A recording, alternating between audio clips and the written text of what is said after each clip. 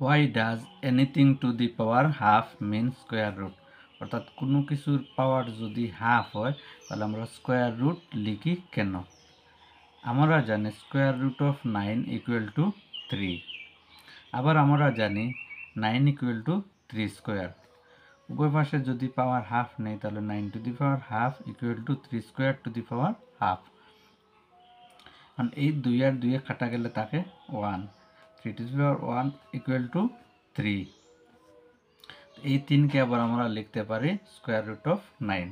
এই 3কে লিখলাম square root of 9। অর্থাৎ কোনো কিছুর পাওয়ার যদি হাফ হয় তাহলে আমরা লিখতে পারি স্কোয়ার রুট অফ 9। এই সমাধান আমরা অন্যভাবেও করতে পারি। Why square root is half exponent? কেন স্কোয়ার রুটের মান পাওয়ারে হাফ লেখা হয়?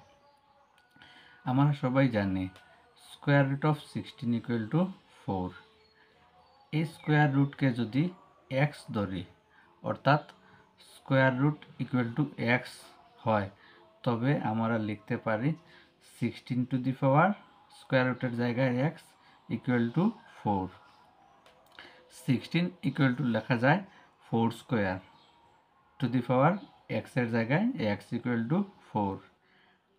সূচকের সূত্র থেকে আমরা জানি একই বৃত্তির উপর দুইটি পাওয়ার থাকলে পাওয়ারে পাওয়ারে গুণ হয়, অর্থাৎ 2 আর x এ গুণ করলে হয় 2x to the equal to 4 to the power 1।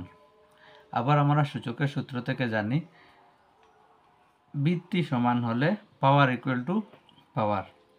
এখানে পাওয়ার আছে 2x, দেখলাম 2x, আর এখানে পাওয়ার আছে 1, বা x ইকুয়াল টু হাফ।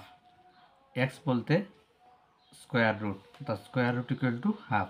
এভাবে আমরা square root equal to half লিখতে পারি।